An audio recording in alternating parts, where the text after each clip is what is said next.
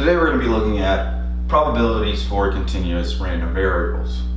We've been looking at probabilities for the last two chapters. In chapter 5 we introduced the idea of probability, learned the laws of probability, and did some basic probability calculations. And in chapter 6 we learned how to find probabilities for a discrete random variable. In this chapter, we're going to be looking at how to find those probabilities for continuous random variables, and the process is quite a bit different. We think about the differences between discrete and continuous random variables, and the reason why should become clear. With discrete random variables, we have data that has distinct gaps in between the possible outcomes, so it's easier for us to list those outcomes and find probabilities for the individual values. We don't have that with continuous random variables. With continuous data, this data can take any value in some interval. That means there are an infinite number of values, and that we're not going to be able to just find the probability for one specific value. Instead, we're going to be finding the probability for specific ranges. So we're not going to see things like the probability that x equals some value very often. We still can, and we're going to talk about that later, but most of our probabilities are going to be set up in the form of an inequality, right? Probability x is less than this, x is greater than this, so on and so forth. Right? To help us find these probabilities, we are going to use the normal distribution.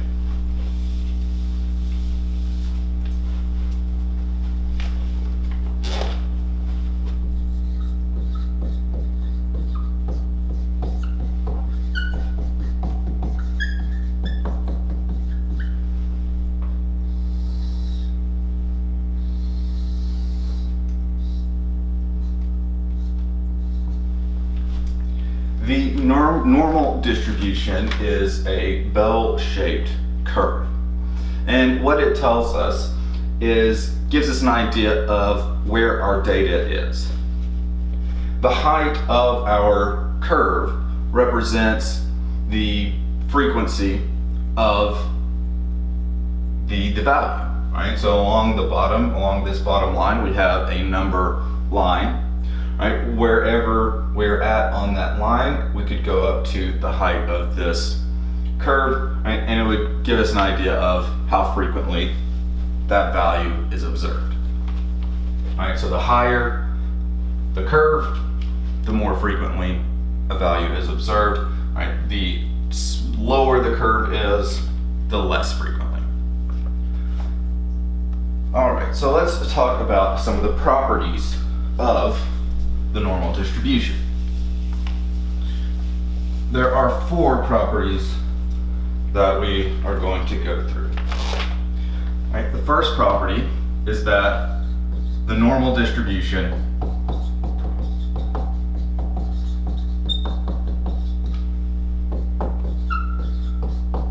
is symmetric. Say that again facing this way. The normal distribution is symmetric. Second, the normal distribution is highest at the mean.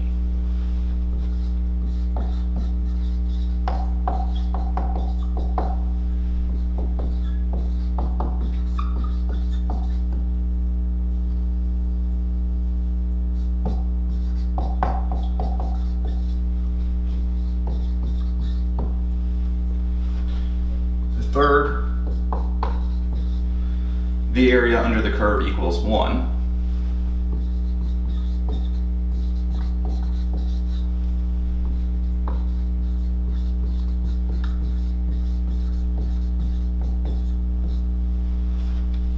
And let's run through those before I erase it and put the fourth one up. So the first one, normal distribution is symmetric. The normal distribution is symmetric.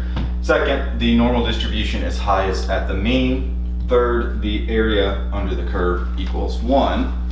And the fourth property is that the normal distribution is defined by the mean and the standard deviation.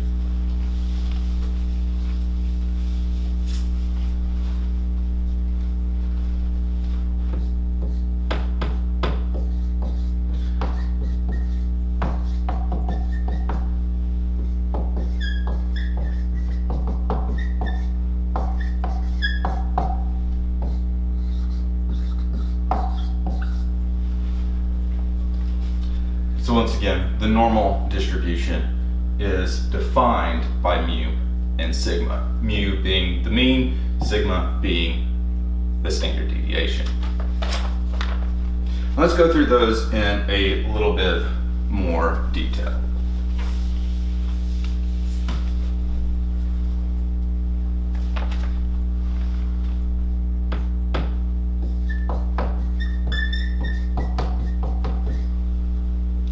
So our first property says that the normal distribution is symmetrical.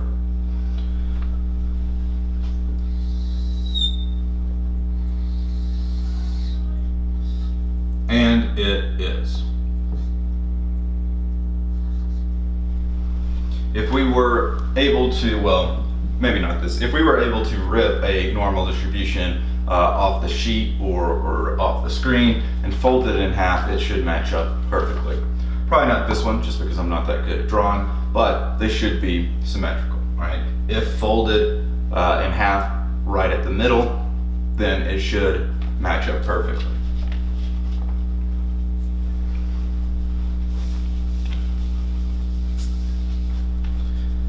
Our next property is that the normal distribution is highest at the mean.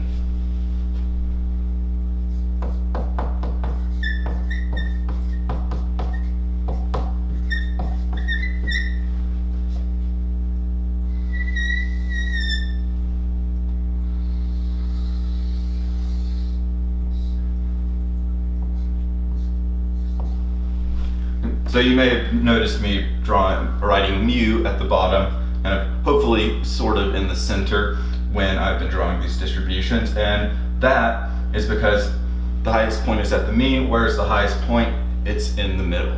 Right? This is also informed by the fact that our distribution is symmetric. If it's symmetric, then the middle point has to be the highest point for this bell-shaped curve.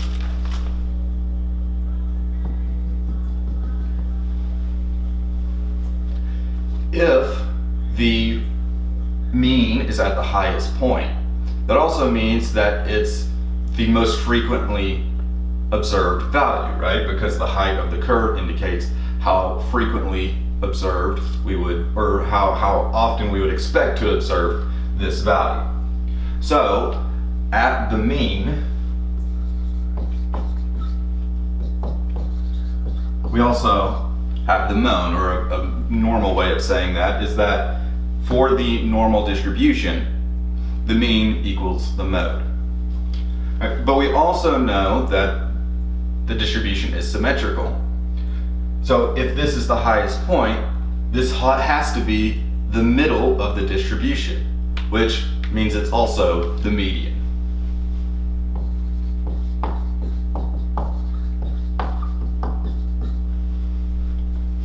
So for a normal distribution, the mean, median, and mode are all equal.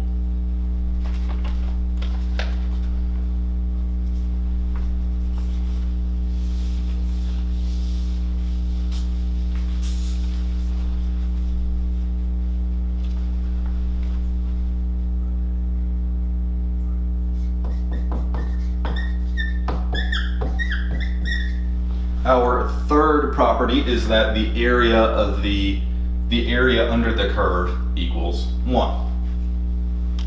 I don't have much to write up here for this one really, but the reason that this is important is if we think about what we're trying to do, ultimately we're trying to get to a point where we can find probabilities for these continuous random variables. Right? If we're using the normal distribution, it's helpful that the area under the curve equals 1 because we know that the sum of our probabilities have to equal 1. Right? Also, if we think of the normal distribution from a frequency standpoint or a relative frequency standpoint, right? When we add up our relative frequencies, kind of taking us way back to, I guess, this would be chapter 3, right? So taking us back to chapter 3, right? When we have our frequencies and our relative frequencies, when we have our relative frequency distribution table, those relative frequencies have to add up to 1, right? That's all that's happening here as well, and we can use that to find probabilities. Very much in this chapter, the way we're going to be finding probabilities is by finding areas under this normal curve, and that's why it's very important for the area under the curve to equal 1. Luckily, it does.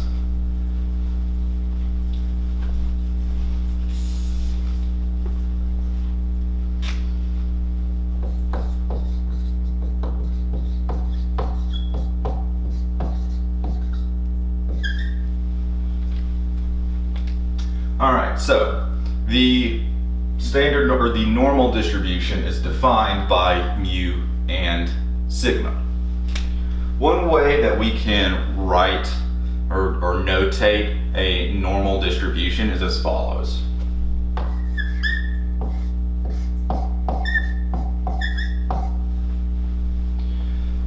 Capital N for normal, tilde just saying that these are kind of the characteristics, then mu, comma, sigma, right? The n tells us it's a normal distribution, the mean tells us what the mean is, and the standard deviation obviously tells us what the standard deviation is. All right, but they're going to tell us more than that. So looking at the mean, we already know from, what was it,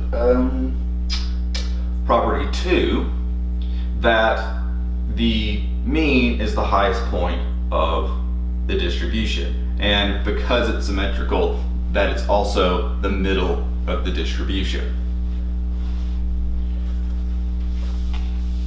So when looking at how the mean, or mu, affects the normal distribution, right, we know that it affects where it is at on that number line.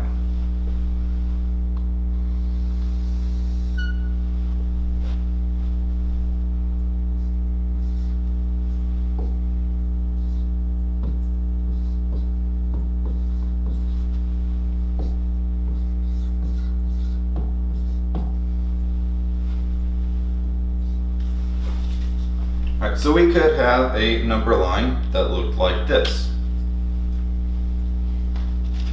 And I just kind of wrote some random numbers up here. These don't really signify anything. But let's say that we've got a normal distribution with the same sigma, right? The same sigma. And we had different means.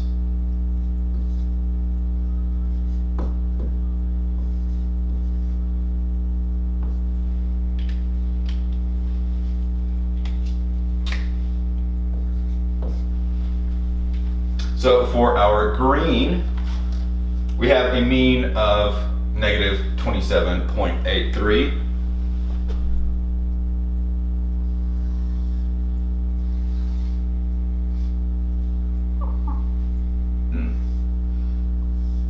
That is not the best normal distribution I've ever drawn, but that's okay. But because its mean is negative 27.83, that distribution is centered around negative 27.83. Let's say we had another one, let's say a red one, with a mean of 0 and an unspecified standard deviation that is equal to the red one, or the green one rather.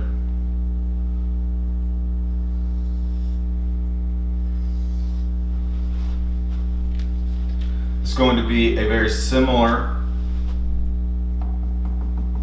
distribution. Really the only difference is that we've moved, right? The location, right? And again, the mean is a measure of location. The location of our distribution has moved from negative 27.83 to 0. Just because I've already put the other one down here, we'll do one last distribution.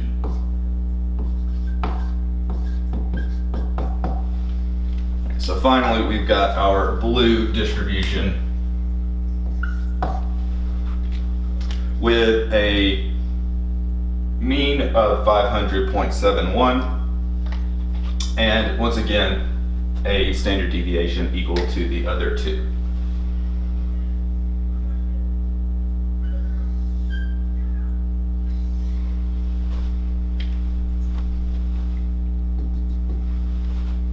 There we are. Again, if we were to do this, right, have some data with the same standard deviation but different means, the only thing that would be different between them visually would be that they would be in different places along that number line.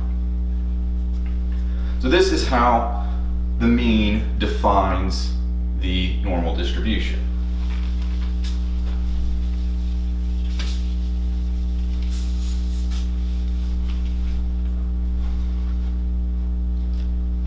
Now let's look at how the standard deviation affects the normal distribution.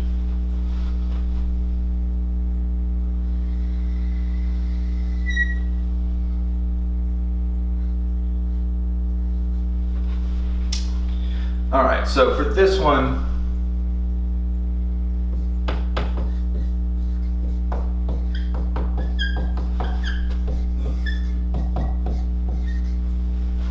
I'm going to say for all distributions, mu equals mu, so just a way of saying that the mu is the same for each of these three distributions. I'm going to try to save a little space on this one. So we're going to say that for all three of these distributions, the mean is the same, and so this is going to be the central point of our distributions.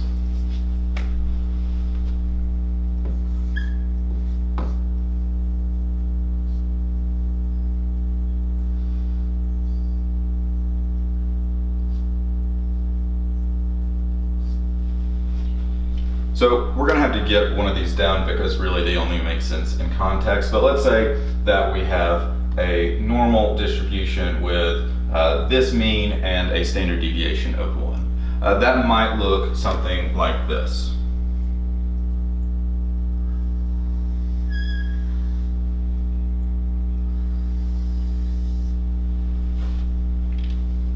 Now let's compare that to another one. Let's say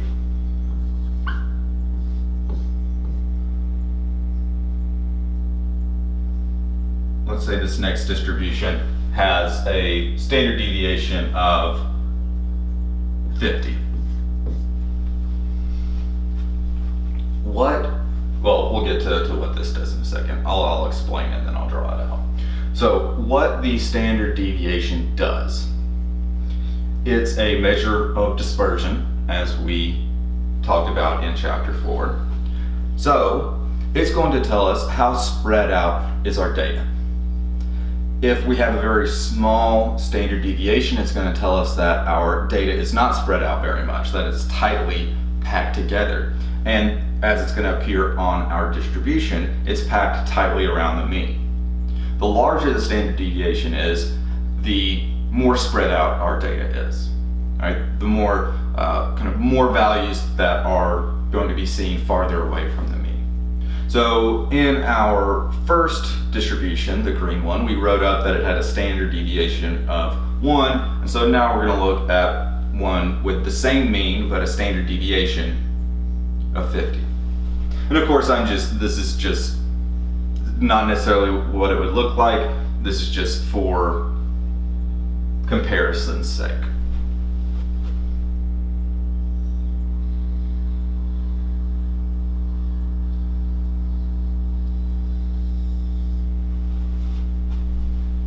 So the higher the standard deviation, the lower, the flatter our distribution is going to be, right? It's telling us that our data is more spread out. There's more data farther away from the mean, right?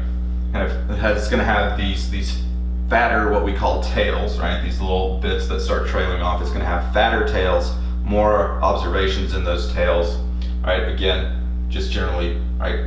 Squatter, flatter. If you have a low standard deviation, it means that your data is more tightly packed around that mean. You're going to get a thinner, you're going to get a taller distribution with skinnier tails.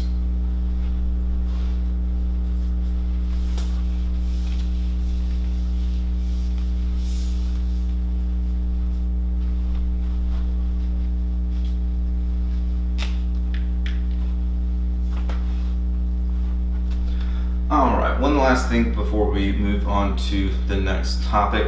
This is just something that is true for any normal distribution.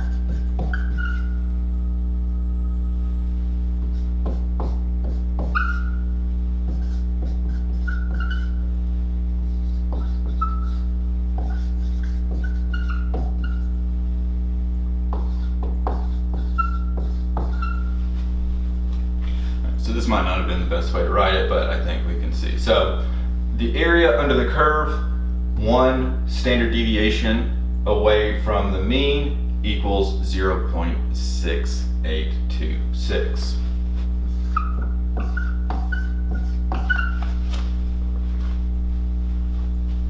Actually, I'm not loving the way I wrote that. I'm just gonna erase that off. If you wanted to write it down, if it made sense to you, then there it was. You can pause the video and write it down. All right.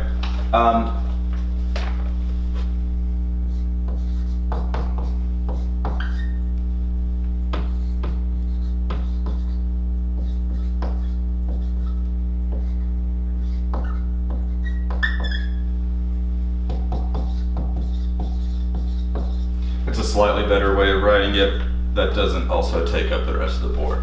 All right, so the area one, it's kind of jumbled right here. The area under the curve, right? One standard deviation on either side of the mean equals 0.6826. All right, this is true, right? And we can probably see it a little bit better down here. So if we add the standard deviation to the mean and we subtract it, the area under the curve between those two numbers is 0.6826. This is true for any normal distribution. Doesn't matter what the mean is, doesn't matter what the standard deviation is. It is always going to be 0.6826.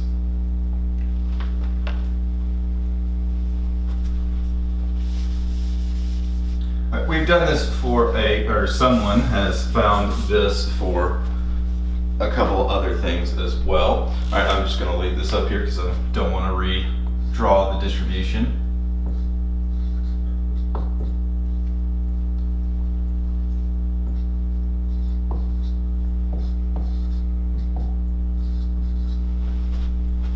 So the area under the curve, two standard deviations away from the mean, is equal to 0.9544.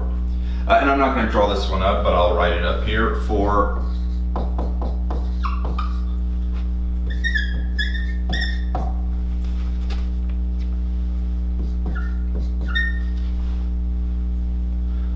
three standard deviations away from the mean, the area under the curve is equal to 0.9744. Right. So again, we're going to talk about these a little bit later, but it is just kind of an interesting fact that is true for all normal distributions.